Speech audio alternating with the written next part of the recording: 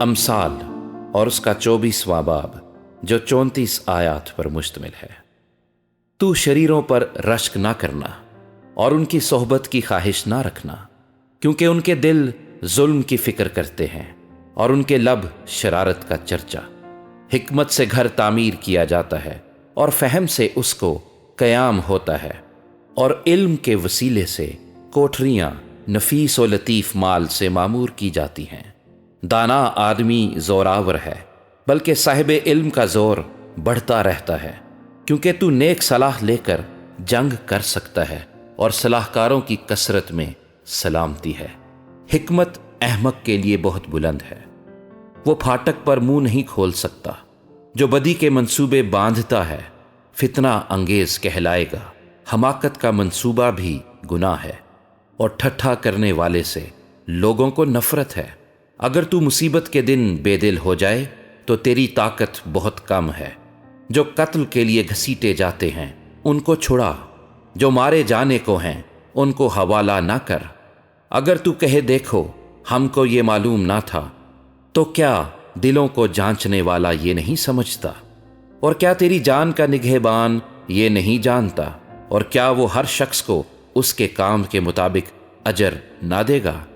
اے میرے بیٹے، تو شہد کھا کیونکہ وہ اچھا ہے، اور شہد کا چھتا بھی کیونکہ وہ تجھے بیٹھا لگتا ہے۔ حکمت بھی تیری جان کے لیے ایسی ہی ہوگی۔ اگر وہ تجھے مل جائے تو تیرے لیے اجر ہوگا اور تیری آس نہیں ٹوٹے گی۔ اے شریر، تو صادق کے گھر کی گھات میں نہ بیٹھنا، اس کی آرام گاہ کو غارت نہ کرنا، کیونکہ صادق 7 بار گرتا ہے اور پھر اٹھ کھڑا ہوتا ہے، لیکن شریر بلا میں گر کر پڑا ہی رہتا ہے۔ جب تیرا دشمن گر پڑے تو خوشی نہ کرنا، اور جب وہ پچھاڑ کھائے تو دل شاد نہ ہونا۔ مبادا خداوند اسے دیکھ کر ناراض ہو اور اپنا قہر اس پر سے اٹھا لے۔ تو بد کرداروں کے سبب سے بیزار نہ ہو اور شریروں پر رشک نہ کر، کیونکہ بد کردار کے لیے کچھ اجر نہیں۔ شریروں کا چراغ بجھا دیا جائے گا۔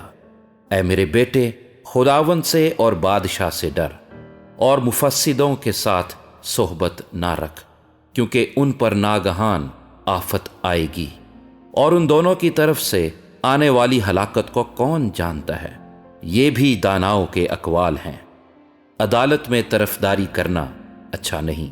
جو شریر سے کہتا ہے تو صادق ہے، لوگ اس پر لعنت کریں گے اور امتیں اس سے نفرت رکھیں گی، لیکن جو اس کو ڈانٹتے ہیں خوش ہوں گے اور ان کو بڑی برکت ملے گی۔ جو حق بات کہتا ہے لبوں پر بوسہ دیتا ہے۔ اپنا کام باہر تیار کر، اسے اپنے لیے کھیت میں درست کر لے، اور اس کے بعد اپنا گھر بنا۔ بے سبب اپنے ہمسائے کے خلاف گواہی نہ دینا، اور اپنے لبوں سے فریب نہ دینا۔